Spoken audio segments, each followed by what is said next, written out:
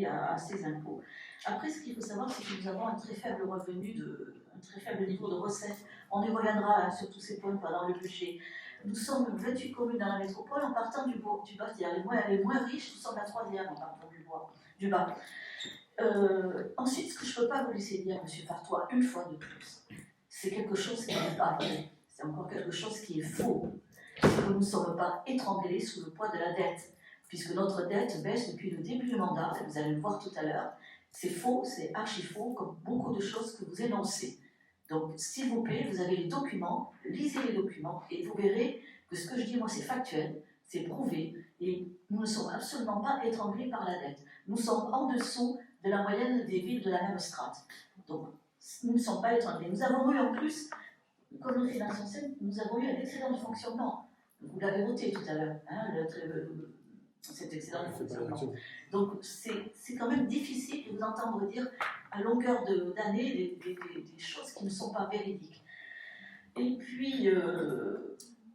Madame, vous étiez absente lors de l'explication. Je fais rappeler à M. Larieux que votre épargne de gestion en 2023, l'épargne nette en 2023, était en dessous de votre valeur de remboursement de la dette. Donc, non, je ne peux pas vous laisser dire, vous m'attaquez, s'il vous plaît. Donc, moi, je vous réponds, s'il vous plaît. Donc, je vous réponds. Vous étiez en 2023, vous étiez en difficulté. À partir du moment où on a une épargne de gestion qui ne couvre pas la dette, ça pose un problème. Alors, effectivement, vous aviez un excédent qui permet de le faire, j'ai bien compris. Mais en nature, vous étiez en difficulté. C'est tout ce que je dis. Et la dette, effectivement, c'est 50% du budget. Donc, moi, j'ai l'habitude de vous répondre quand vous avez fini pour votre propos, donc j'ai essayé de terminer le mien. Il faut savoir aussi que, comme l'a dit Benjamin Darieux, ce n'est pas de gaieté de cœur que nous faisons ça. Nous avons toujours dit, si nous pouvons, nous ne le ferons pas. Mais là, nous avons besoin de le faire parce que nous investissons pour l'avenir. L'avenir de Parents Purs, c'est nous avec les investissements et justement nous préservons l'avenir. Donc ça nous paraît important. Et pour nos factures, la loi nous oblige à payer un maximum de 45 jours, M. Lagarrigue. C'est ce que nous faisons. Voilà. 30 jours maintenant, oui, c'était 45 jours il y a 2 ans. 30 jours, et nous le faisons, puisque nous pourrions avoir des pénalités autrement. M. Lagarrigue, vous voulez compléter? Oui, 2 choses. Du coup, M. Fartois, avec les questions que vous avez apportées, j'ai mal compris ce que vous avez dit tout à l'heure sur la dette. Sur l'épargne brute, notre réel, il est par rapport au solde de 2023, il est largement supérieur au capital de dette remboursé. Notre solde est supérieur au capital de dette remboursé. Donc on n'a pas de difficulté là-dessus. Parce que vous avez rajouté l'excédent de l'année précédente. Nous avons des excédents de fonctionnement. Donc nous avons une bonne gestion. Puisque nous pouvons reporter nos excédents pour investir. Ensuite, par rapport à la base, pour que chacun puisse être bien conscient, vous allez rentrer ce soir, vous allez regarder votre taxe foncière 2023, puisque c'est la dernière qui est sortie. On n'a pas de...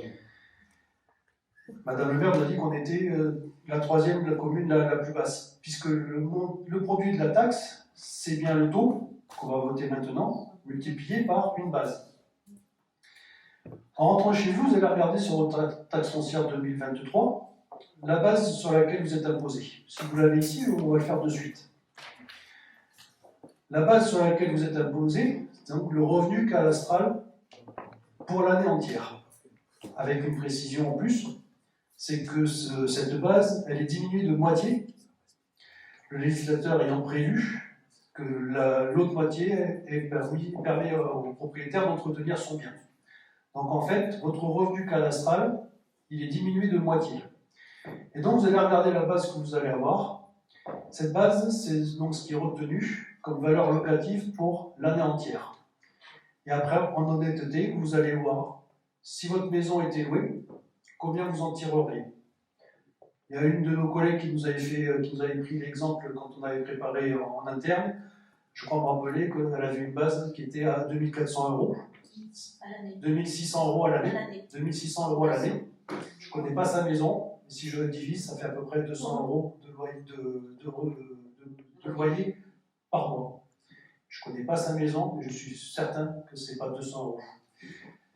Pourquoi ça? Parce que les loyers qui ont été pris pour cette base, encore aujourd'hui en 2024, c'est les loyers de 1970. Et en 1970, à Parempuyre, les loyers, ils étaient très très bas.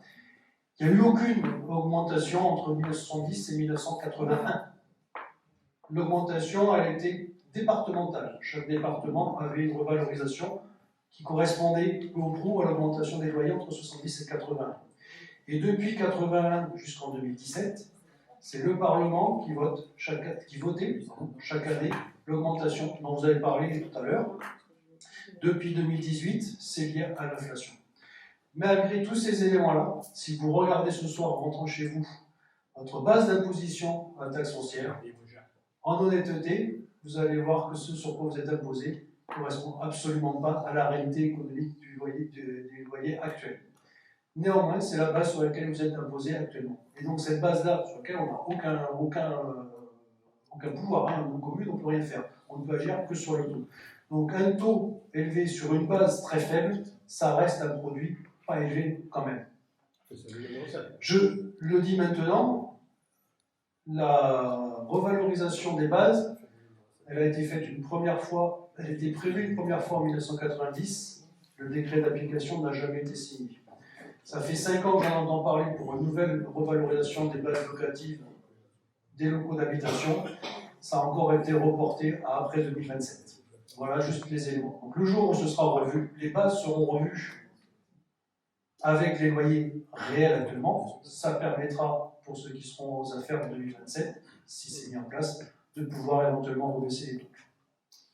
Je veux simplement rajouter qu'effectivement les bases entre 2020 et 2026, elles ont augmenté pardon, 2024, avec l'application de 3,86 cette année, ça a augmenté de 26%, et pour le reste, c'est plus de 50% quand on fait la mémoire sobre. C'est bien. Par contre, dans vos propos, quand vous dites les bases, elles sont faibles, il va falloir les augmenter, on a l'impression, ou alors j'analyse mal, mais c'est presque comme si vous parliez de punition pour les propriétaires. Vous êtes propriétaire, et puis aujourd'hui, en fait, vous ne payez pas assez. Et donc, nous, on va vous le faire payer. Alors, est-ce que vous pouvez être un peu plus précis? Parce que moi, je suis un peu brutal dans ma question, mais la façon dont je le perçois, c'est un petit peu brutal. Les gens qui ont fait construire leur maison il y a 50 ans, c'est presque... Il faut dire ça au gouvernement. C'est pas nous qui avons décidé de supprimer la taxe d'habitation. Mais vous avez été compensé la taxe d'habitation. Vous avez été compensé. Arrêtez ce discours. Vous avez été compensé. Par contre, si vous m'aviez suivi, et c'est ce que j'ai dit en commission, le fait d'avoir une progression, même aussi faible soit-elle, peu importe, de la taxe d'habitation au fil des années, lorsqu'en 2017, il a été décidé de supprimer la taxe d'habitation, eh bien peut-être qu'à ce moment-là, le montant serait supérieur à celui d'aujourd'hui. Donc, quelque part, on est en double peine. D'accord ? Merci. Alors, n'y voyez aucune volonté de ma part de punition, hein, c'est pas du tout une punition. Alors, j'espérais avoir été le plus clair possible dans les explications, sans être trop technique pour autant. Maintenant, si vous voulez que je sois encore plus clair, je peux l'être, parce que c'était ma spécialité, il n'y a pas de souci là-dessus. Ce que je voulais dire, par contre, de façon importante, c'était que non, c'est pas une punition, c'est juste la réalité des faits. Quand on vous dit que les bases sont faibles sur Parempuyre, je vous invite à le vérifier. De la même façon, vous aviez, lors de la campagne 2020, j'avais invité chacun à vérifier les taux, et c'est pour ça que je vous ai rétabli, vous aviez dit 20 ans sans augmenter, donc je vous ai dit c'était 18 années, entre 2003 et 2021, il n'y a eu aucune augmentation de tous les impôts locaux de la commune. Taxe foncière sur les propriétés bâties, taxe foncière sur les propriétés non bâties, taxe d'habitation. Donc j'essaie d'être le plus précis possible et le plus clair possible. Donc je répète, sur la base, qui est une des plus faibles de la métropole, pour quelle raison? Parce que ça correspond à la réalité en 1970, c'est la réalité des loyers de 1970. La base, elle est arrêtée de façon communale, puisque c'était les loyers de chaque commune qui étaient arrêtés. Et donc, pour que vous puissiez le vérifier, prenez votre taxe foncière, peut-être vous l'avez là sous les yeux et vous allez pouvoir nous donner. La base que vous avez, il faut multiplier par 2, puisque je vous ai dit qu'il y avait un abattement de 50%, et regardez ce sur quoi vous auriez imposé le loyer que ça représente en divisant par 12. Je répète, la base, c'est bien la base annuelle.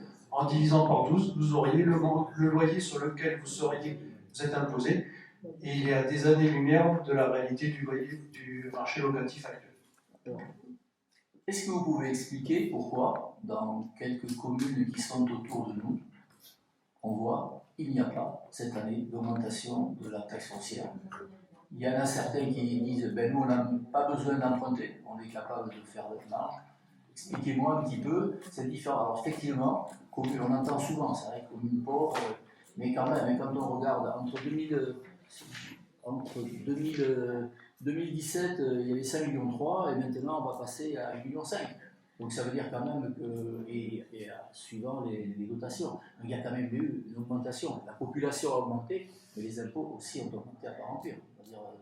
Alors, beaucoup de communes ont augmenté l'an dernier, nous ne l'avons pas fait l'an dernier.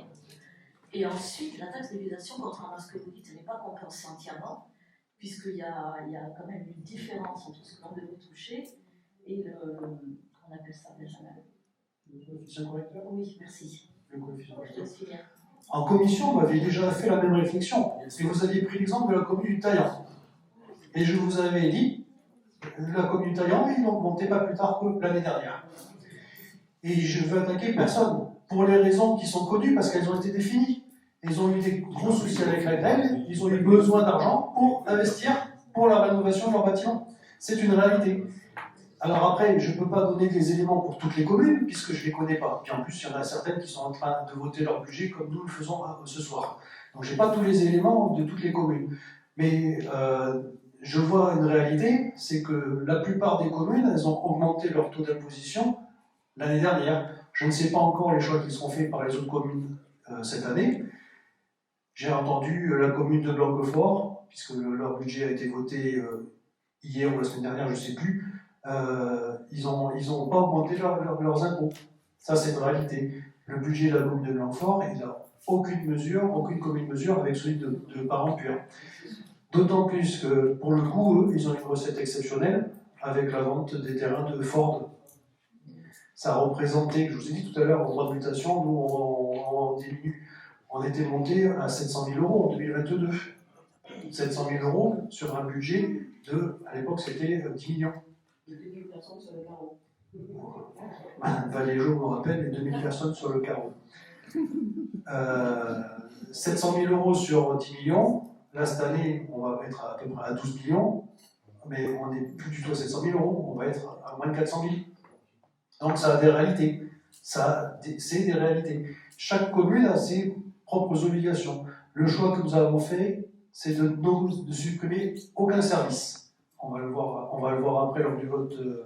Lors du budget, on a fait le choix de ne supprimer aucun service. Vous nous faites des reproches, mais quelles auraient été les solutions que vous auriez proposées? Vous n'en avez émis aucune, que des reproches. Alors, si, je vais vous la faire, la ferme. C'est là. Donc, sur ces sujets. Alors, du vote du budget, hein, bien sûr. Donc, je mets cette délibération voix sur le vote des taux d'imposition pour nous assurer clairement. Excusez-moi, on pourra avoir un vote à bulletin secret, s'il vous plaît. Oui, si le tiers du conseil municipal le demande. Donc, le tiers, si je compte bien, ça fait. Comment? Des présents, hein, des présents. Donc, est-ce qu'il y a 8 personnes dans la salle qui demandent le vote de bulletin secret? Voilà. Mais je vous rassure, j'ai une entière confiance en notre équipe. Vous l'avez déjà fait l'an dernier. À moins que quelqu'un dans votre équipe veuille voter pour. Mais ils peuvent aussi le faire en toute transparence. Très bien, la démocratie. Voilà. Donc, ce sera un vote à lever comme d'habitude. Je mets cette délibération au vote. Qui est pour? Qui s'abstient?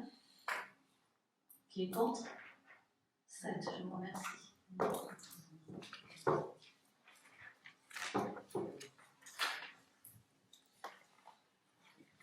Et bien, bon, l'adoption du budget politique, c'est la vie. Je vais dire un petit mot, si vous permettez. Juste dire que le conseil de ce soir, bien sûr, vous l'avez remarqué, hein, est en grande partie consacré au budget, sur la base du débat d'orientation budgétaire qui s'est tenu il y a quelques temps, là, au mois de mars. Nous avons donc élaboré cette maquette budgétaire. Comme nous l'avons dit tout à l'heure, hein, le défi est de taille. car le contexte macroéconomique est compliqué.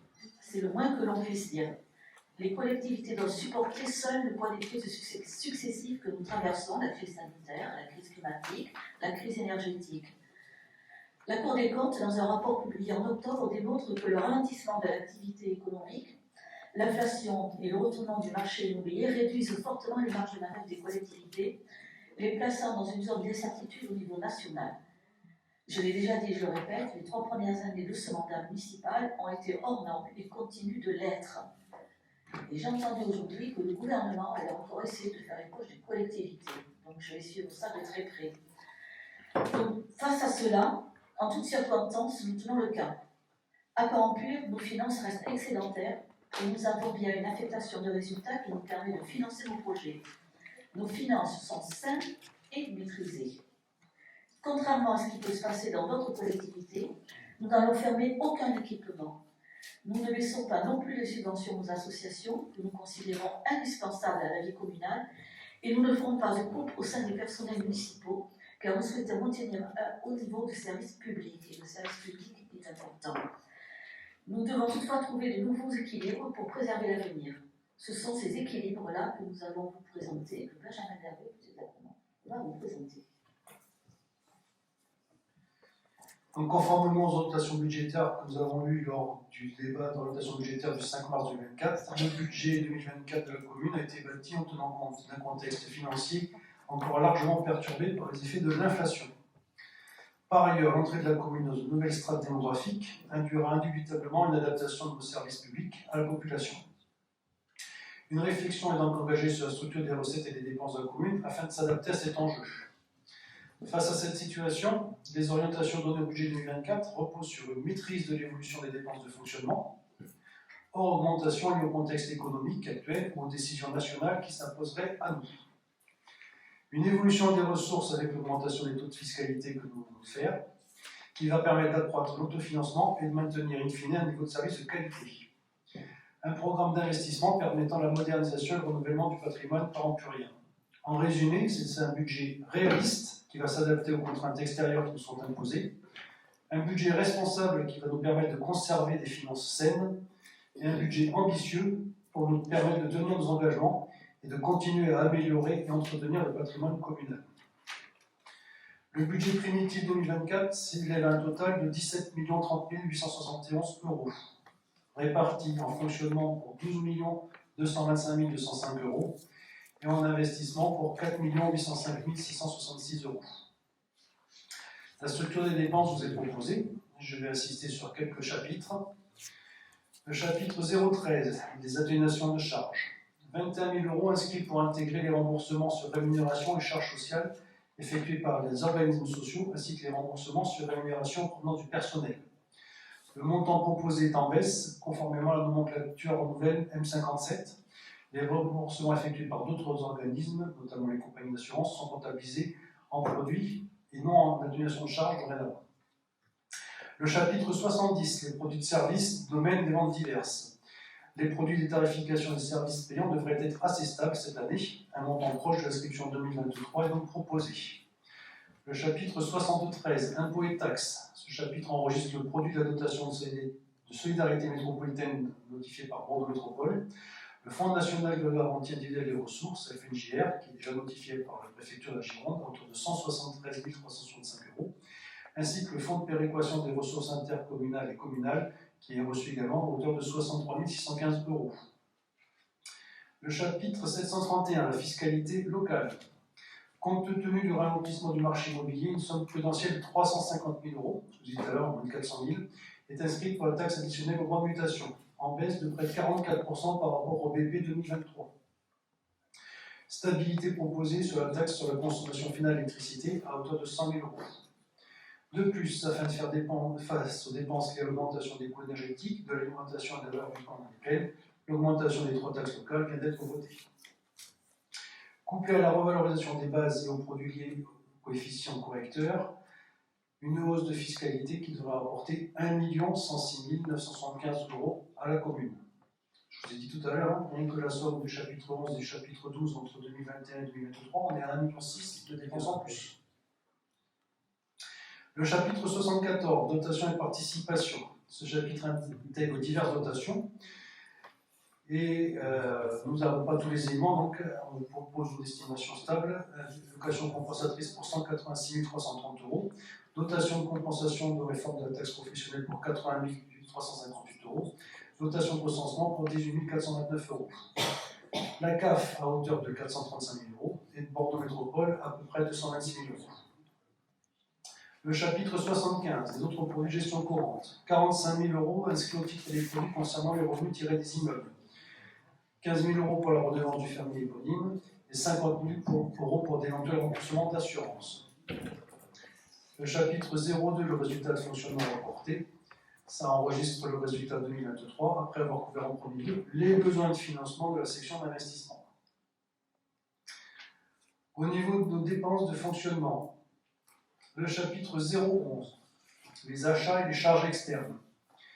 Ce chapitre regroupe donc l'ensemble des dépenses courantes liées à l'activité et services, à l'entretien du patrimoine, aux cotisations d'assurance. J'anticipe dès maintenant, attention pour les cotisations d'assurance. On entend partout que les collectivités locales ont une augmentation exponentielle de leurs cotisations d'assurance. C'est une réalité. Ce n'est pas encore le cas pour nous, mais nos contrats arrivent à échéance au 31 décembre 2024. Il va falloir les renouveler. Il y a des augmentations x4, x5, x6 des cotisations qui sont demandées aux collectivités. Il y a même certaines collectivités où leur contrat est arrêté à date anniversaire. Et dans le cadre de la nouvelle proposition, il faut l'augmentation x3, x4, x5, x6. Donc j'alerte dès maintenant sur les cotisations d'assurance.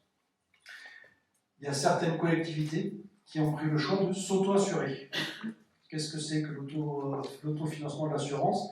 C'est qu'ils budgétisent ils proratisent une part de leur budget, 10%, 15%, en réserve, au lieu de payer une cotisation d'assurance. Et donc, s'ils ont des dégâts sur leur bâtiment, ils piocheront dans ce qu'ils auront réservé.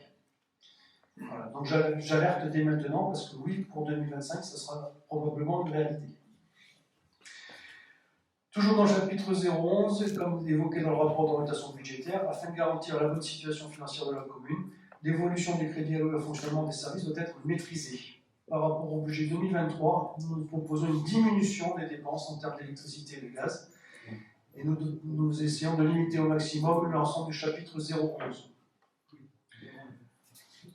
On a revu ligne par ligne, même à coût de 500 € pour arriver à la ligne 011 la plus faible possible. Le chapitre 012, les charges personnelles, une hausse de chapitre envisagée afin de tenir compte 1. De la revalorisation en année pleine des points d'indice, notamment celle de 2023. 2022, on l'a déjà amorti en année pleine sur 2023, mais celle de 2023, il faut l'amortir sur une année pleine. Deuxième choix qui a été fait par le gouvernement, majoration de 5 points des indices de tous les agents à compter du 1er janvier 2024. Ces 5 points, c'est à compter du 1er janvier 2024 et c'est valable pour toute l'année. Et ensuite, là, par contre, c'est un choix de la collectivité, un choix de la commune de Parent-Puire, de titulariser et de réduire la précarisation des emplois actuels au sein du service.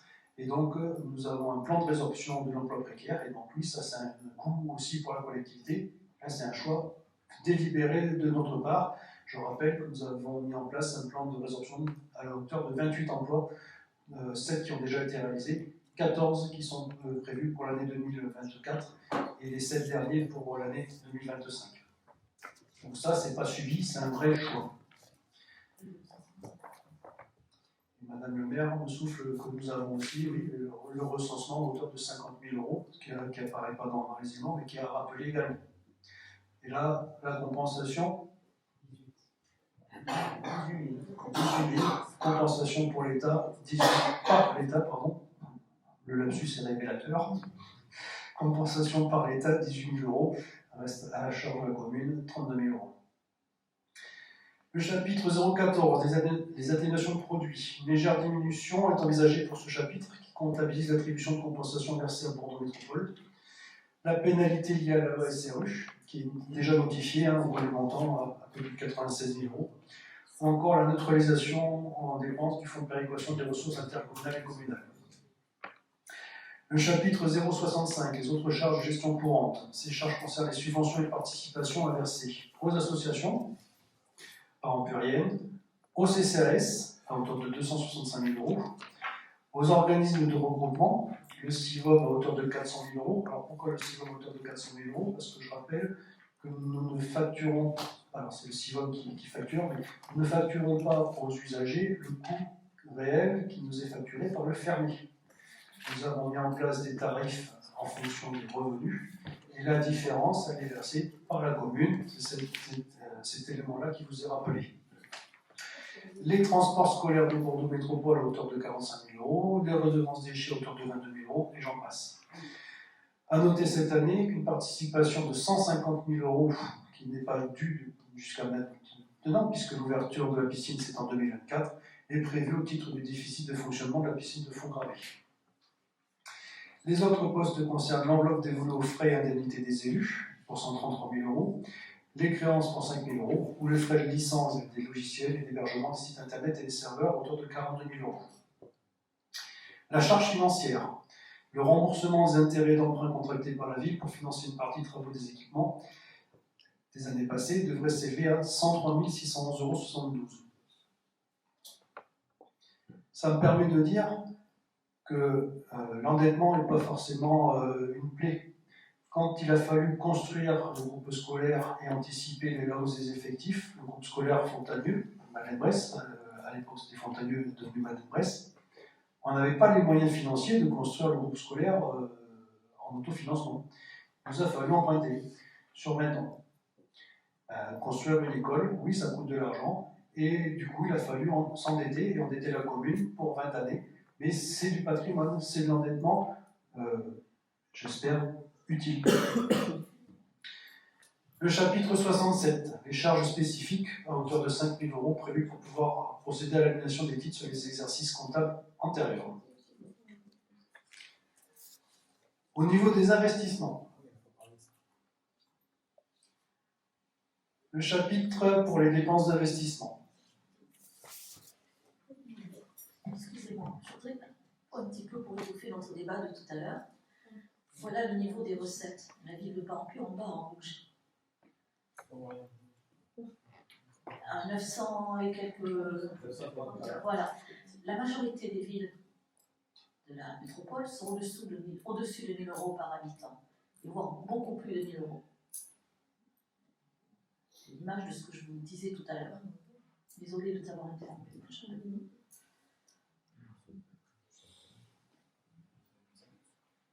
Là, c'est les recettes de fonctionnement par habitant. J'étais donc en train j'allais parler des dépenses d'équipement pour l'année 2024. Le programme des dépenses d'équipement 2024 est estimé à plus de 3 800 000 euros, y compris à l'intérieur près de 600 000 euros restent à réaliser de 2023. Les postes les plus significatifs. La première tranche de la participation à la construction de la piscine de Fontgravé pour 1 54 607 euros. Tout à l'heure, M. Lagarry vous avez dit on ne paye pas, on n'a jamais reçu la facture avant maintenant. Donc on ne peut pas payer une facture qui n'était pas émise. Oui. Et on aura la deuxième tranche à payer en 2025. Bravo. Plus de 200 000 euros fléchés pour le matériel informatique, principalement pour les scolaires et aussi pour les non scolaires. Le mobilier, principalement pour les scolaires et aussi pour les non scolaires. Diverses acquisitions pour le fonctionnement des services publics. La mise en place de pare-ballons au plateau de Ségur et sur les terrains synthétiques à hauteur de près de 46 000 euros. La réparation de la dalle du parvis de l'église pour 9 000 euros. La création d'un lieu dédié pour le pôle enfant jeunesse pour 156 000 euros. Les premières phases des travaux de la crèche, on en a parlé tout à l'heure, pour 310 000 euros en crédit de paiement 2024. La modification des évacuations extérieures et la reprise de la cour de l'EMA pour 10 000 euros. La rénovation du dépositoire du cimetière pour 12 000 euros. La réfection des sanitaires de l'école élémentaire Libération pour 36 000 euros. La création de sanitaires handicapés garçons à l'école élémentaire Jean Jaurès pour 7 000 euros. La première phase des travaux de rénovation du centre technique municipal et du poste de police municipale pour 400 000 euros, pareil, avec paiement sur 2024. La rénovation des lampes LED des tennis couverts pour 10 000 euros. La réalisation du mur d'escalade au G2 pour 91 000 euros. Le démarrage des travaux d'étanchéité de toiture sur divers bâtiments municipaux et principalement scolaires pour 200 000 € en crédit de paiement en 2024. La première phase des travaux d'enfouissement des réseaux d'éclairage public de Rodin de Grand, la rue Marcel-Lassac, comme j'ai déjà dit tout à l'heure, pour 152 000 €. Et là, ce ne sont que les principaux que je retiens. La liste est relativement importante. Au niveau des emprunts et dettes, 590 000 € sont inscrits pour permettre le remboursement de l'amortissement du capital des emprunts en cours. Pour financer ces dépenses, nous aurons des recettes. 200 000 € de FCTVA, de compensation de la TVA. 50 000 € de taxes d'aménagement, reversées par Bordeaux Métropole. 165 428 € des subventions liées aux travaux des terrains synthétiques, la DETR et le département. Même si le département ne participe pas à la hauteur que nous espérions, il participe quand même. 30 000 € pour des cessions de divers matériels et services techniques qui ne sont plus utilisés. À ces recettes s'ajoutent les excédents de fonctionnement 2023 capitalisés à hauteur de 348 840,72 €. Un autofinancement net prévisionnel de plus de 1 390 000 €. Il nous reste un volume d'emprunt pour solder le tout à 2 millions d'euros qui est inscrit. Pour 2023, nous avions aussi inscrit, si vous vous rappelez, un niveau d'emprunt à 2 millions d'euros que nous n'avons pas eu besoin d'utiliser. Cette année, je pense que vu la somme des éléments qui vous sont proposés, nous aurons besoin de toute ou partie de ces 2 millions d'euros. Voilà les éléments que je voulais mettre en évidence dans la présentation de ce budget primitif 2024. Et pour compléter, les revenus fiscaux bas, dont nous parlions tout à l'heure, nous sommes 26e sur 28 communes, donc ça c'est très parlant.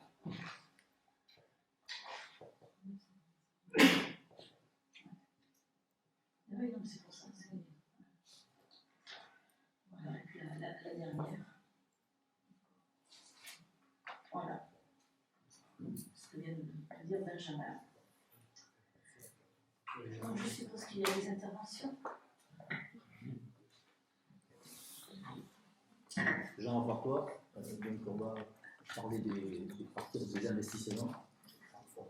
Donc si je comprends bien, pour pouvoir, j'ai noté toutes les subventions, d'emprunt, vous parlez de 1 390 000, donc qui vont être laissés en fonctionnement. Ça veut dire que vous prévoyez combien d'épargne de gestion cette année?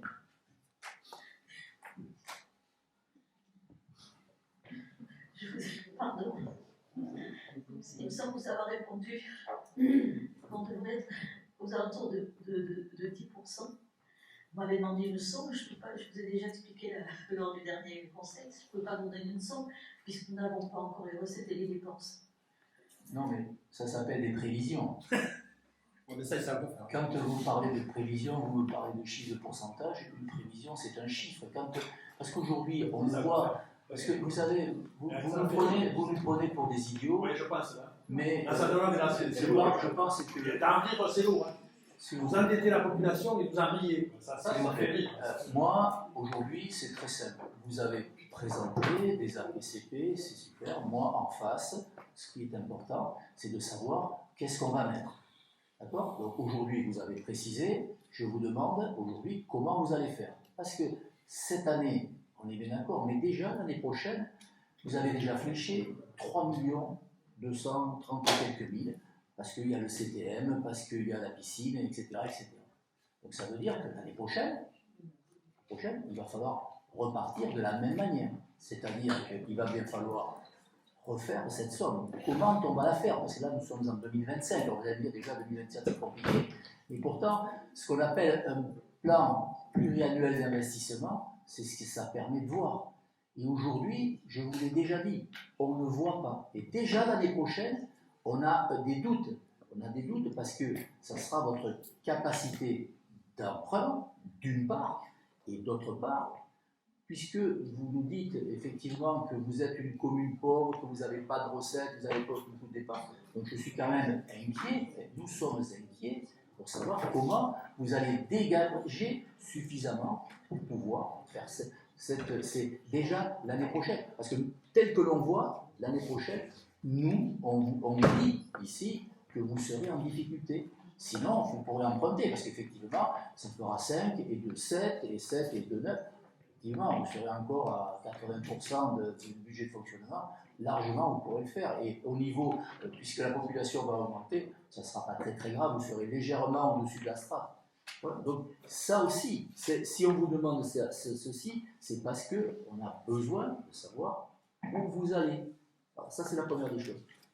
Alors, je vous réponds de suite parce que j'ai déjà répondu à cette question. Vous l'avez déjà posée lors du débat. Je vous ai dit qu'on tendait, à la fin du mandat, à aller vers les 10%. On n'y arrivera pas en 2024. Je pense qu'on n'y arrivera pas en 2024. Mais l'objectif, c'est d'arriver en 2026 à 10%. C'est l'objectif. Ce vers quoi on tend.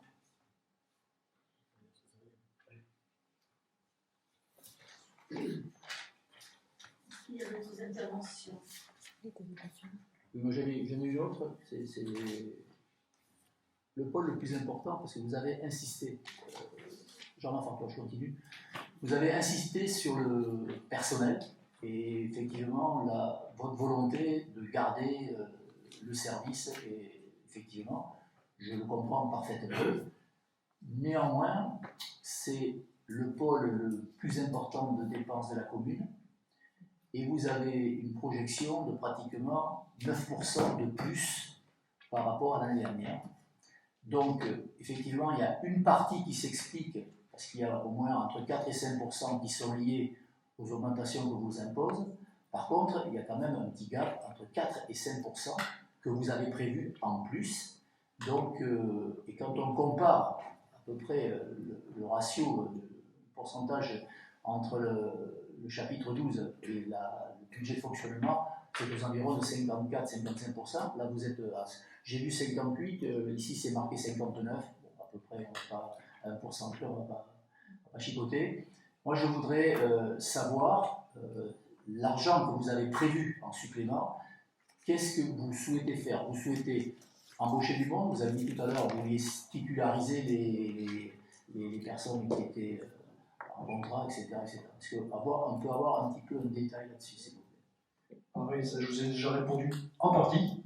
L'élément principal du choix qu'on a fait, c'est la résorption de la précarité, en titularisant le personnel actuellement en place depuis plusieurs années, qui n'est pas titulaire. Donc ça, c'est un vrai choix.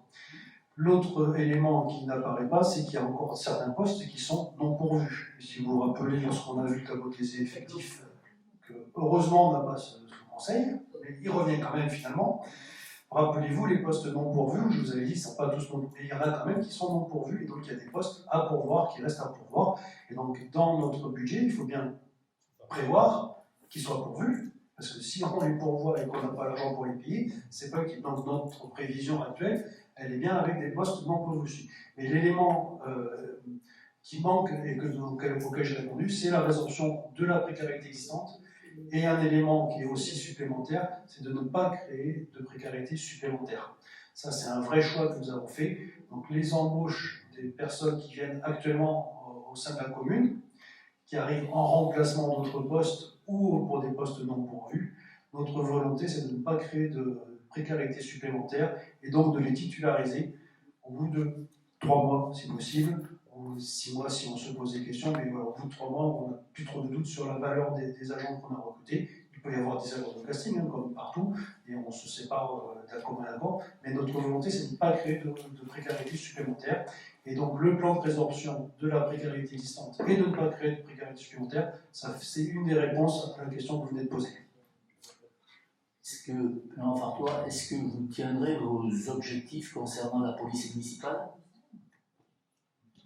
Précisez votre question. Le nombre de policiers municipaux, c'est exactement, si je comprends bien. Aujourd'hui, il y a 2 policiers municipaux. Votre objectif de campagne, c'était d'en avoir 4. Est-ce que vous tiendrez cet objectif? Voire 4 à la fin du mandat. À la fin du mandat, tout à fait. Est-ce que vous avez précisé? Voir? Je n'avais pas entendu le voir. Mais vous pouvez le dire, il se projet. Donc, dans le budget qui vous est présenté ici, ça prend en compte l'ensemble des postes qui sont voulus, qui sont à pourvoir. Donc, si on trouve, parce que je rappelle quand même les difficultés aussi de trouver des policiers municipaux, si on trouve budgétairement, on aura ouvert les lignes de crédit pour pouvoir voir tous les postes de police municipale. Jean-Marc, toi, je veux juste revenir sur les investissements, sur les choses qui ont disparu. Le skatepark disparu. La relocalisation du CCAS, nous en avons parlé. Et puis, il y a aussi une étude sur l'EMA que je n'ai pas vue. Parce que si elle apparaissait normalement en 2025, on aurait dû voir apparaître des études potentielles, on ne les voit pas. Qu'en est-il exactement? Bonsoir Thierry Calport.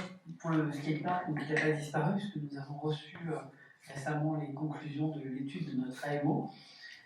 Et à l'issue donc, de tout le travail qui a été effectué, le budget à prévoir pour obtenir un équipement qui correspond aux attentes des habitants qui ont été consultés et un équipement digne de ce nom pour une réelle pratique de ce sport dépasse l'enveloppe qui avait été prévue donc initialement.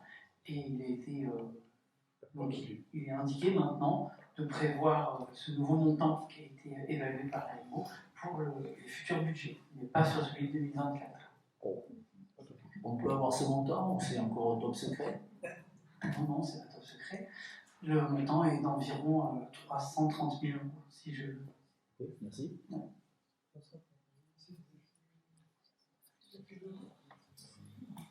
Pour les mains, Donc pour l'EMA, l'AMO est en cours.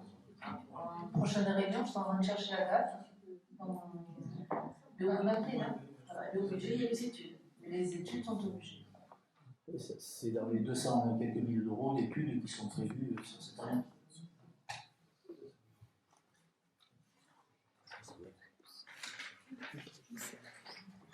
Pas d'autres questions?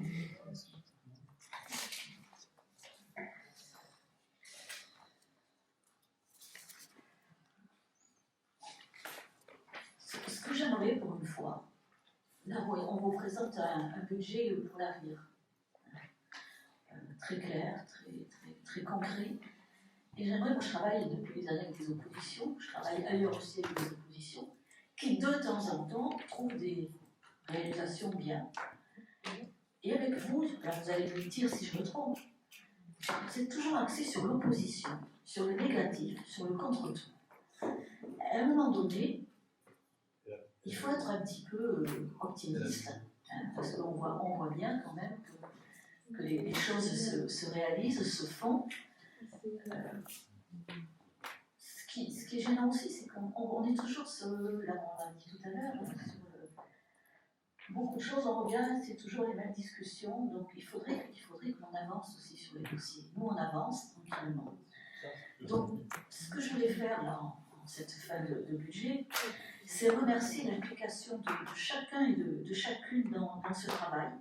Et quand je dis chacun et chacune, c'est bien sûr toute l'équipe municipale, c'est bien sûr tous les agents qui ont beaucoup travaillé sur ce budget, sur cette maquette que nous vous souhaitons au vote ce soir. Il y a un gros travail fin d'analyse qui a été fait, et croyez bien que chaque ligne, mais vraiment chaque ligne, a été posée et interrogée avec les élus et avec les services. Le budget, ce n'est pas simplement un alignement de chiffres, auxquels des fois on ne comprend pas grand-chose. Les chiffres ont un sens, ils ont vraiment un sens. Derrière ce chiffre, il y a des choix politiques, des projets. Et derrière ces chiffres, ce qui est important, c'est qu'il y a des services publics avec du personnel municipal. Donc, je voudrais remercier plus particulièrement, parce qu'il n'y a pas longtemps qu'ils sont là, en plus qu'ils sont là, c'est monsieur le directeur des services qui a pris ce gros dossier comme beaucoup d'autres dès qu'il est arrivé. Et je vous assure que ce n'était pas facile, parce qu'après la crise que nous avons traversée, il y a eu M. Dominique, je remercie aussi le travail qu'il a fait avant. Je voulais remercier notre nouveau directeur financier, qui lui aussi a rectifié beaucoup de choses. Je ne veux pas savoir, je ne me poserai pas la question de combien d'heures il a passé sur ce budget, sur cette maquette. Je ne voudrais pas être obligé de payer des heures supplémentaires. Donc, en tout cas, bravo pour cette belle performance et cette. Comment dire ça? ce haut niveau de maîtrise des finances publiques. Le nouveau directeur des services techniques aussi, qui a pris à bras le corps, j'ai dit tout à l'heure, pour rattraper le retard qu'il y avait eu sur ces 2 ou 3 années, et l'ensemble du personnel municipal, chacun, où qu'il soit, quel que soit son rôle dans la commune, parce qu'on a besoin de chacun d'eux. Donc voter ce budget, c'est donner à notre collectivité, à notre ville, les moyens d'agir. C'est ce que nous faisons. Et voter contre ce budget, ce serait clairement voter contre l'avenir. Donc, monsieur Davieux, je vais vous laisser faire voter ce budget maintenant. Oui, monsieur Davieux, Je conclue.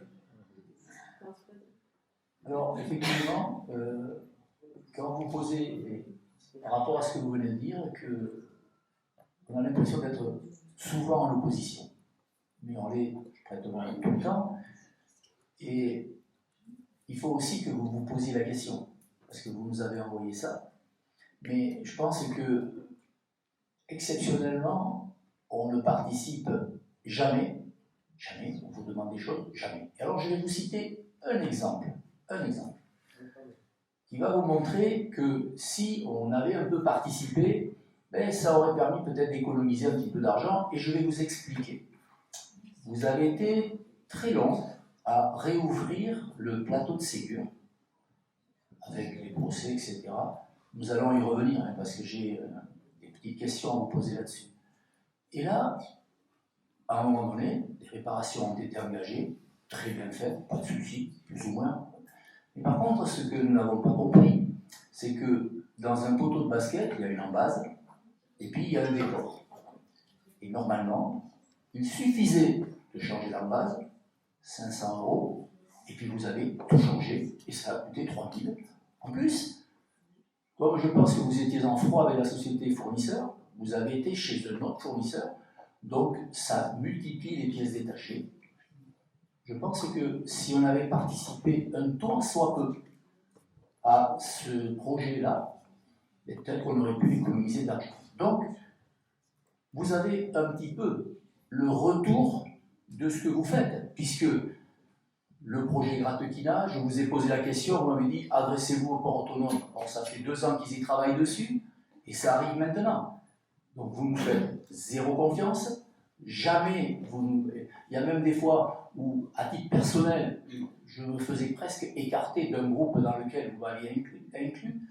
Et je pense que si vous voulez qu'on participe davantage, je pense qu'il faut aussi ouvrir. Or, je pense que vis-à-vis de nous, madame, vous êtes dans la méfiance, alors que, effectivement, quand on est dans la méfiance, derrière, notre rôle d'opposant, c'est d'aller chercher toujours ce qui ne va pas. Et c'est dommage, parce qu'effectivement, il y a des choses qui se font. Mais après, on devient un peu déformé de ne voir que les choses qui ne se font pas bien. Mais, vous savez, faites le tour de vos équipes en tête à tête. Peut-être qu'à certains moments, vous aurez des visions qui sont un petit peu différentes. Alors, je vous demande, effectivement, j'ai bien entendu ce message, mais si vous faites un pas, peut-être qu'on en fera un. Mais aujourd'hui, je pense, quand il faut réclamer des documents à la CADA parce que vous ne voulez pas les donner, etc., quand même, je pense que vous ne faites pas ce qu'il faut pour que les choses se passent au mieux entre majorité et opposition. Ça s'appelle de l'ouverture. Sur le plateau sportif, c'est fou comme aujourd'hui notre monde est plein de spécialistes, plus spécialistes que les spécialistes. Il y a eu des experts qui sont venus, et les experts ont noté que le panneau avait le poteau avait brillé, qu'il fallait le changer. Donc oui, nous avons changé le panneau. Et heureusement que nous ne vous avons pas écouté, parce qu'il fallait changer ce panneau, ce poteau. Et pour l'ouvrir, nous avons entendu la pose des caméras, ça je vous l'ai déjà dit. Concernant le port autonome, je vous ai dit tout à l'heure que j'avais vu récemment le porteur de projet. Le port autonome est indépendant, il fait ce qu'il veut. Et comme il peut, lui aussi, il essaie d'attirer des entreprises. Donc voilà. Est-ce qu'il y a d'autres interventions? Oui, moi je veux finir. C'est important parce que quand on a regardé le budget primitif, cette année, les frais d'avocat sont à 0. Et je trouve ça très bien, Mais en 2022, ils étaient à 19 000, en 2023, ils étaient à 690. Et je veux juste rappeler, parce que vous n'en avez pas fait état, de quelques résultats qui sont un peu surprenants. Nous avons découvert que le procès Ramry de l'école Madeleine Bray a malheureusement été perdu en appel. Je me trompe ou je ne me trompe pas? Et ça, bien. Donc aujourd'hui, cette somme qui, à un moment donné, puisque le procès avait été perdu initialement, aujourd'hui la somme, 325 000 € perdue. Ensuite, il y a un autre point qui m'a interpellé dans les procès. Votre collègue DGS, alors je ne sais pas lequel, parce que je tairai le nom ici, s'est retrouvé en procès avec la CFDT, parce que pendant le Covid, il avait été accordé des jours exceptionnels, et ensuite, il avait pris l'initiative de les transformer en congés payés. Ça a été perdu, et ce coût 500 €. Je me trompe? Et puis, en début d'année 2023, ça c'est quelque chose que nous, on n'a pas vu passer, mais vous avez fait une modification du règlement intérieur, et j'avoue, je ne comprenais pas pourquoi, et en regardant, effectivement, en début 2022, notre groupe avait porté plainte au tribunal administratif, parce qu'il y avait l'article qui concernait particulièrement la commission où il y avait des anomalies, et au tribunal administratif, vous avez perdu, et c'est vrai que nous, on ne s'en est pas rendu compte parce qu'on n'a pas eu le retour d'information, ou si on a le retour, on ne l'a pas vu. Et donc je voulais juste ici mettre les choses au clair, pour savoir, pour confirmer ou infirmer mes propos. Voilà, madame. Alors, concernant le tribunal administratif, c'est gratuit. C'est d'ailleurs pour ça qu'il y a tant de personnes qui vont au tribunal administratif, parce que ça ne coûte rien, contrairement aux autres tribunaux. Et je pense que si c'était payant pour ceux qui attaquent, il y aurait beaucoup moins de procès au tribunal administratif. Donc effectivement, c'était un petit règlement sur le conseil municipal, je ne me rappelle plus, c'était sur le... L'article, c'était ça. voilà, pardonnez-moi, c'est en fait le petit article de l'autorisation que l'on a en fin du journal municipal qui pouvait être aménagé avec des images. Exactement. Voilà, c'est ça. Il fallait. C'était plus encore, c'est ce qu'on a voté. Oui, c'est ce qu'on a voté l'autre jour. C'est ce qu'on vous a dit. C'est ce qu'on vous dit. Concernant la CFDT, il y a eu une erreur d'interprétation, c'est fait, effectivement, ça arrive. Vous savez, là, une fois encore, je vous dis, hein, monsieur Fartois, le personnel fait de son mieux, quel que soit son niveau, hein, de celui qui est catégorie C ou catégorie A, et il peut arriver, comme dans tout texte, il y a une interprétation qui soit différente. Il y a d'autres communes qui ont fait la même chose au moment du Covid et qui n'ont pas eu cette même problématique, Benjamin. Et en plus, c'était une condamnation sur la forme, Ouais. et pas sur le fond, hein, uniquement sur la forme. Ouais. Ensuite, effectivement, nous avons perdu un procès. Je vois que vous êtes Ça, c'est informés. dommage. Ça, c'est dommage. Mais oui, quand on perd, c'est dommage. Vous avez raison. Donc, vous faites votre budget ou pas, monsieur David?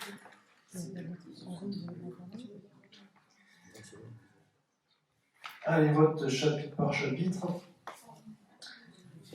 On le souffle pas. Les dépenses de fonctionnement. Le chapitre 011 pour 2 353 090 €. Qui est contre? 7 qui s'abstient. Pour le reste. Chapitre 012, charges personnelles pour 6 300 000 €. Qui est contre? Qui s'abstient? 7 abstentions. Pour le reste. Chapitre 014, 824 045 €. Qui est contre? Qui s'abstient? 7 qui est pour le reste. Chapitre 65 pour 1 109 700 €. Qui est contre? Qui s'abstient? 7. Non, il est contre. Qui est contre? 7. Qui s'abstient? 0. Qui est pour le reste. Chapitre 66, 105 000 €. Qui est contre? 7. Qui s'abstient? 0. Qui est pour le reste.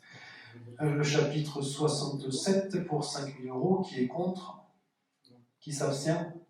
Qui est pour l'unanimité. Pour rappel, les dépenses d'ordre à 1 528 370 €, pour un montant total, donc les dépenses de fonctionnement pour 12 225 205 €, qui est contre 7, qui s'abstient 0, qui est pour le reste. Les recettes de fonctionnement, le chapitre 02 pour 467 664,29 € n'a pas à être voté. Le chapitre 013, l'estimation de charge pour 21 000 €, qui est contre, qui s'abstient, qui est pour l'unanimité. Le chapitre 70, produits des services pour 510 000 €, qui est contre, qui s'abstient, pour l'unanimité. Le chapitre 73, impôts et taxes pour 669 600 €, qui est contre, 7 qui s'abstient, 0 pour le reste. Le chapitre 731, la fiscalité locale pour 8 589 000 €, qui est contre, qui s'abstient, qui est pour l'unanimité. Je suis sur les fesses. Le chapitre 74, pour 1 722 262,71 €, qui est contre, qui s'abstient, qui est pour l'unanimité. Le chapitre 75 pour 110 000 €, qui est contre, qui s'abstient, qui est pour l'unanimité. Un rappel des recettes d'ordre pour 135 678 €, pour un total de 12 225 205 €, pour le total qui est contre, qui s'abstient, qui est pour l'unanimité. J'ai deux fesses. Dépenses d'investissement, le chapitre 20 pour 195 000 €, qui est contre, qui s'abstient, 7. Alors, j'ai pas vu d'abstention, 7 abstentions, oui. Qui est pour le reste. Le chapitre 204, les subventions d'équipement pour 1 129 035 €, qui est contre, qui s'abstient, qui est pour l'unanimité. Le chapitre 21, les immobilisations corporelles pour 627 453 €, qui est contre, qui s'abstient, qui est pour l'unanimité. Le chapitre 23, immobilisation en cours pour 1 885 000 €, qui est contre, qui s'abstient, 7, qui est pour le reste. Le chapitre 16, emprunt et dette pour 590 000 €, qui est contre, qui s'abstient, 7 abstentions, qui est pour le reste. Pour rappel, les dépenses d'ordre pour 379 170 €, un total de dépenses d'investissement pour 2024 de 4 805 666 €, qui est contre, qui s'abstient, qui est pour. J'ai pas vu lever la main. Là, je suis sur la totalité des dépenses d'investissement pour 4 805 666 €. Je reprends le vote. Qui vote contre, qui s'abstient, qui est pour. Vous abstenez de voter? On s'abstient. Non, on s'abstient. Donc, qui s'abstient? 1, 2, 3, 7 abstentions. Qui est pour le reste. Les recettes d'investissement. Le chapitre 01, le socle de l'exécution de la section d'investissement reportée pour 239 527,12 €. Qui est contre? Qui s'abstient? Qui est pour l'unanimité. Le chapitre 13, les subventions d'équipement pour 165 428 €. Qui est contre? Qui s'abstient? Qui est pour l'unanimité. Le chapitre 16, emprunt et dette pour 2 millions d'euros. Qui est contre? Qui s'abstient? 7 abstentions. Qui est pour le reste. Le chapitre 10, dotation fonds divers et réserves pour 598 840,88 €. Qui est contre? Qui s'abstient? Qui est pour l'unanimité. Le produit des sessions d'immobilisation pour 30 000 €. Qui est contre? Qui s'abstient? Qui est pour l'unanimité. Pour rappel, les recettes d'ordre pour 1 771 870 €, dont 1 168 695 € qui viennent de la section d'investissement, soit un total de 4 805 666 €. Qui est contre? Qui s'abstient? 1, 2, 3, 6. Qui s'abstient? 7 abstentions. Pour l'ensemble du budget, avec donc en fonctionnement à l'équilibre entre recettes et dépenses pour 12 225 205 €, en investissement, en recettes et en investissement équilibré à 4 805 666 €, qui vote contre, qui s'abstient, qui vote pour tout le budget. Non, on est contre. Mais vous allez vite, excusez-nous. J'ai dit pour l'ensemble du budget à 12 millions en équilibre. Vous allez un peu vite, certes tout le monde vote, vous êtes tous dans la même dynamique, mais on peut avoir le temps quand même. Je reprends, Merci. donc je répète. Pour l'ensemble du budget, je répète, donc pour l'ensemble du budget, équilibré en dépenses et en recettes de fonctionnement à 12 225 205 € et équilibré en dépenses et en recettes d'investissement pour 4 805 666 €, qui vote contre. Alors on voudrait intervenir avant de voter l'intégralité. Sur le point 731, nous avions décidé de voter contre. Et vous avez été très vite. On n'est pas. Ben si. J'ai été aussi rapide pour tous les chapitres. Non, non. Oui, mais ça défile quand même. Merci. Je sais très bien que c'est pas ça, mais c'est comme ça. C'est comme ça. Merci. Alors, Je vous remonte du chapitre 731 parce que on vote 7 contre pour le 731. 7 contre. C'est ça, merci. J'ai plus qu'une seule pièce. Le total, du coup, on va faire le total. On est d'accord? En recettes et dépenses de fonctionnement équilibrées à 12 225 205 €. Et en recettes et en dépenses d'investissement équilibrées à 4 805 666 €. Donc pour la totalité du budget. Qui vote contre? Qui s'abstient? 7 abstentions. Alors, qui vote pour? Je crois que j'ai entendu que vous votez contre tout à l'heure, c'est pour ça que je suis désabusé par certains mots. Mais ils sont notés, et j'espère qu'ils sont d'accord à ce que vous dites. Le budget primitif tel que proposé est adopté par le maire. Juste une précision par contre, attention, je vous ai déjà alerté et je le répète maintenant, attention à la prise en compte du potentiel fiscal. Il va avoir des conséquences importantes, notamment sur nos dotations. Ce n'est pas le cas de 2024, mais je vous alerte dès maintenant. Mais je dois dire que je ne vous ai pas prévu. Bien, merci Benjamin pour toutes ces présentations, ce budget que tu as porté et que nous avons tous porté. Merci à tous. Et on va continuer comme ça. Hein. attendez, on peut finir là. C'est coupé. Je n'ai pas pu intervenir depuis le départ. Finir quoi? Ben, je pourrais intervenir sur la provocation que vous m'avez faite, madame la maire. C'est pas fini le conseil. Je croyais que vous avez fini. On va décidément trop vite. Hein. Je la surveille. Alors, je vous laisse simplement pour le budget. Moi, le mouton, il suit.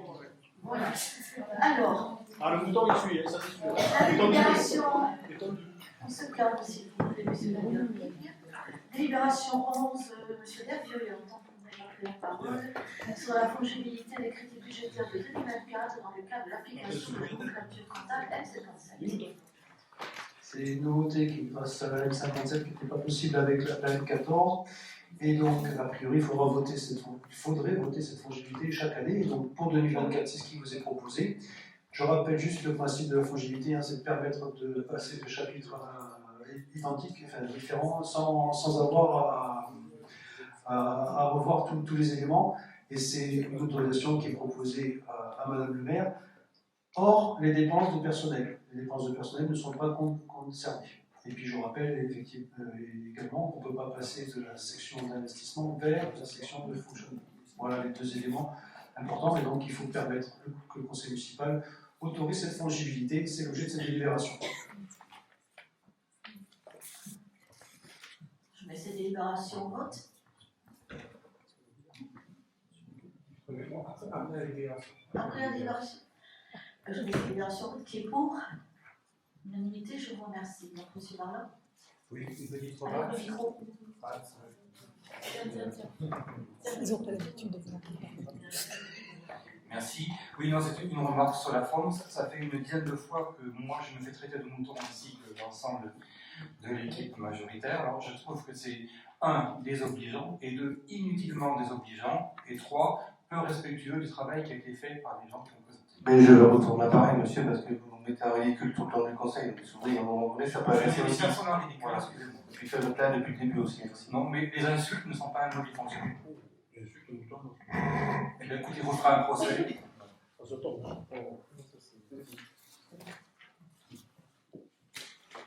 Merci bien pour cette précision, monsieur Barban. Délibération 12, demande de subvention annuelle 2024. Moi, je vais me retirer parce qu'il y a l'escalade et je suis un peu beaucoup concernée. Ah oui, escalade. C'est dommage, madame. C'est un dépôt. Madame, c'est dommage que vous vous retiriez parce que. Non, mais madame, je suis obligée de se déporter. Ah, mais on a quand même des questions. Mais peut-être qu'elle se déporte. Mais moi, c'est pareil, il faut suivre une Non, c'est pas la même chose. Excusez-moi, on n'a pas eu de réponse par rapport, parce que nous aussi, on est concernés sur un certain nombre d'associations. Donc, comment on fait? On nous a demandé nos déports, mais derrière, il n'y a pas eu de retour. Alors, ce qui s'applique partout, c'est qu'à chaque délibération du conseil, on prévienne les élus du déport qu'ils doivent faire. Donc, à part là sur l'escalade, il n'y a pas de déport aujourd'hui.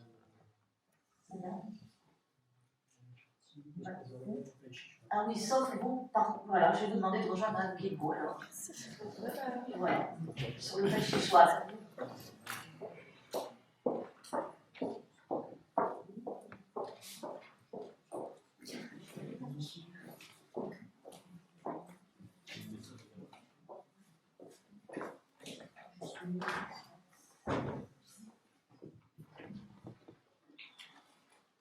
Donc, les demandes de subvention. Alors du coup, après ces débords qui ne sont pas présents, pour permettre de voter les subventions aux associations qui ont fait la demande en remplissant et en déposant leur dossier avant le 31 décembre 2023. La liste exhaustive des associations qui est présentée, donc c'est pour leur subvention annuelle. L'Athletic Club de Parampure pour un montant de 1 200 €. L'Aikido Club de Parampure pour 180 €. La MAP Les Estates pour 153 €. Atelier Argile Agile pour 128 €. L'association Artiscrap pour 100 €. La FL Ascopa pour 960 €. Le Badminton Parampure pour 1440 €. Le Bonsaï Club Sud-Ouest pour 64 €. Le Cercle Amical des Volleyeurs de Parampure pour 300 €. La Gym Volontaire pour 3585 €. L'US Parampure Handball pour 1750 €. Le Jiu-Jitsu traditionnel pour 400 €. L'Amical Gaulliste La Saloterie pour 640 €. Les ateliers d'art à Parampure pour 820 €. Les Jardins du Loga pour 480 €. Molki en Médoc pour 70 €. On se mouille pour 96 €. Parampure Échec pour 160 €. Parampure Vertical pour 1000 €. Parampure Football Club pour 3000 €. L'association Port du Médoc pour 2520 €. L'association Rando Sakodo pour 700 €. La RPEP pour 180 €. Le Rugby Club de Parampure pour 2752 €. L'association Rhythm and Dance pour 350 €. Le Scrabble Club de Parampure pour 96 €. L'association Tachichouette Parampure Harmonie et Santé pour 640 €. L'association Takikuska pour 50 €. Le Tennis Club de Parampure pour 3000 €. Le Touring Team Parampure pour 1200 €. L'UNC Parampure pour 800 € et l'association sportive du Collège Port du Médoc pour 1600 €, avec pour un montant total des subventions de 30 414 €. Et donc on note à la délibération le dépôt de Mme Chartier et de Mme Guilbault. Exactement. Je mets donc ces délibérations en voix qui est pour l'unanimité, je vous remercie. Délibération suivante, demande de subvention exceptionnelle pour le Collège Port du Médoc. Oui, merci. On va attendre qu'elle revienne.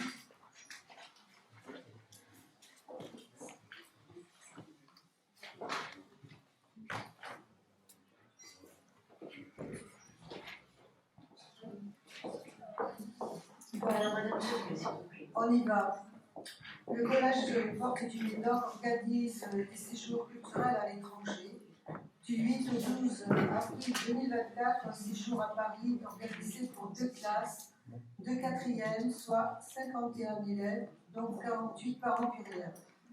Un second séjour à Venise est organisé du 21 au 25 mai 2024 pour le groupe italien du 3e, soit 20 élèves, donc 13 parents pluriels.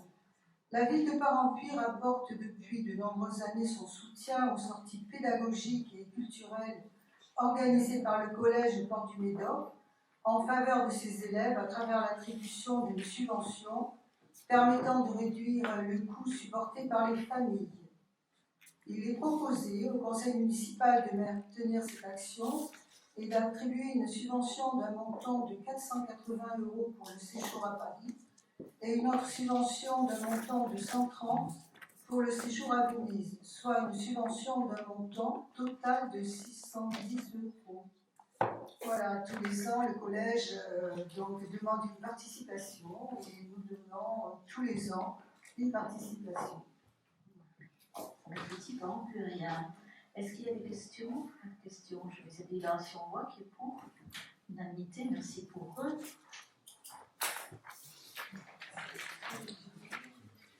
Et la dernière délibération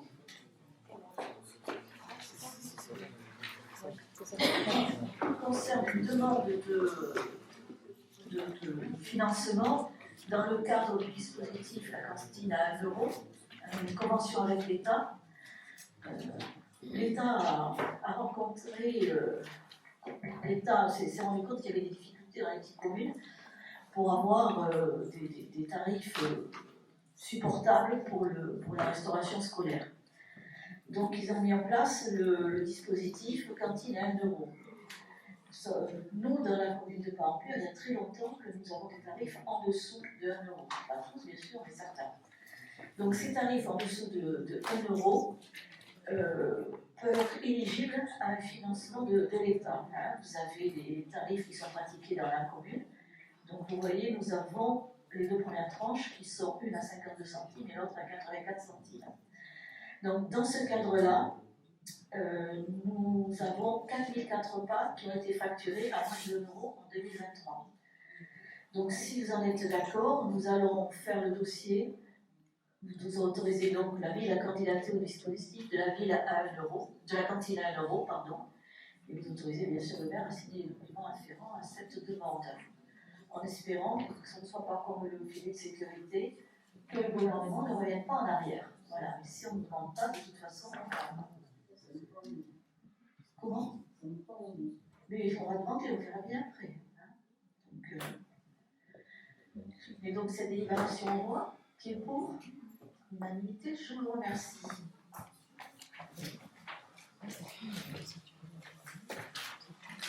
L'ordre du jour étant terminé, je lève cette séance. Alors, comme d'habitude, Madame le maire, s'il vous plaît.